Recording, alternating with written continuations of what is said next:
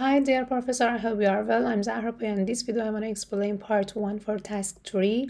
This Java could simulate a scenario where the multiple vehicles need to charge at the charging station simultaneously. So this code begins with simultaneous charging station class containing main method where the program execution starts.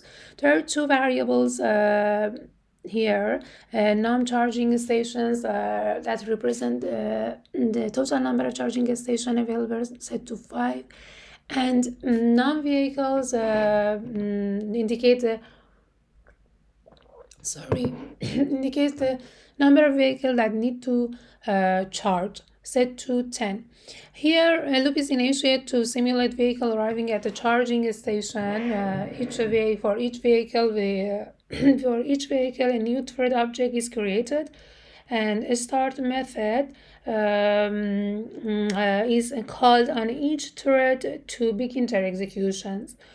Between each vehicle arriving, there is a random delay between 2000 and 5000 milliseconds. And here, third sleep method. We use third sleep method to simulate different arrival times.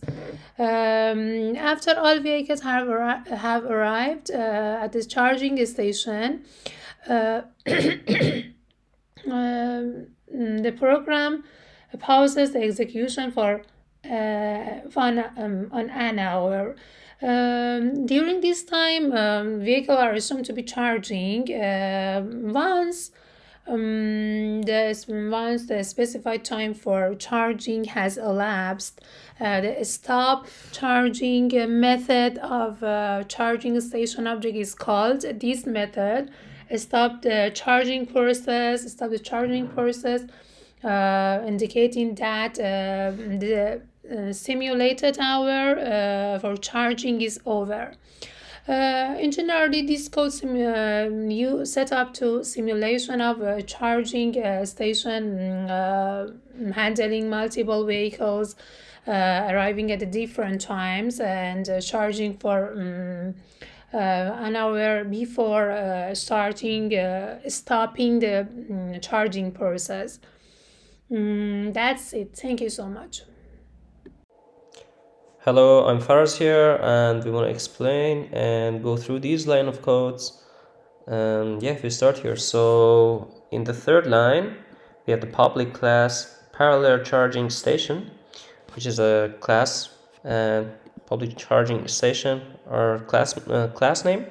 And after that, in the main function here, in the main function block, we started to define two integers with two different names, and also we gave them the value with 5 and 10.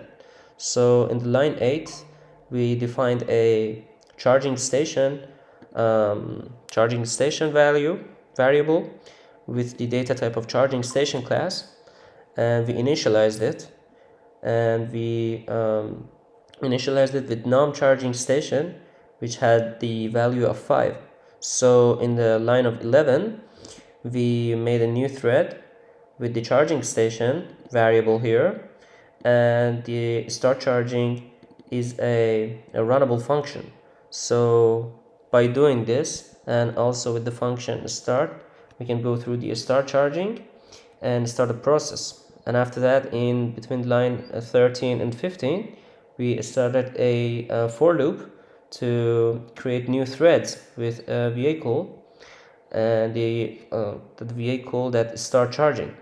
So after that, we started using exceptional handling here, and we made the thread sleep for these kind of seconds, which goes to 1 hour in milliseconds, and we caught the error by interrupted exception, and we have the E here, and eventually it prints the stack trace here, which prints the error.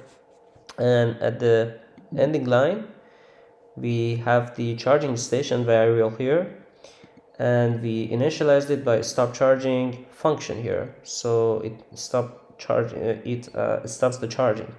Thank you. Hi, this is Hamidreza Fathollahzadeh.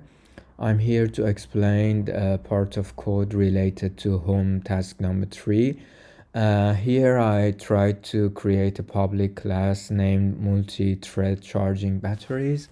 In this class we have a main method here, and then I tried to initialize two variables named number of energy sources and number of vehicles, for example by number 3 and number 10.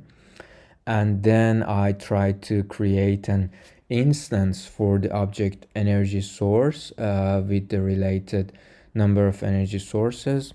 And then I tried to create a new thread to simulate start charging process using a start charging method on the energy source object in this line. And after that I used a loop, a for loop, for creating new threads again for number of vehicles. Each thread represents uh, an, a car, for example car number 1, car number 2, up to car number 10. And then I use this try catch here to simulate the charging process for a certain time. For example, if the charging process takes 1 hour, we can use 3,1600,000 milliseconds for the charging process, and put the thread slip here, and we can use the catch and interrupt the exceptions. After that I tried to use stop charging method on the energy source object to stop the charging process.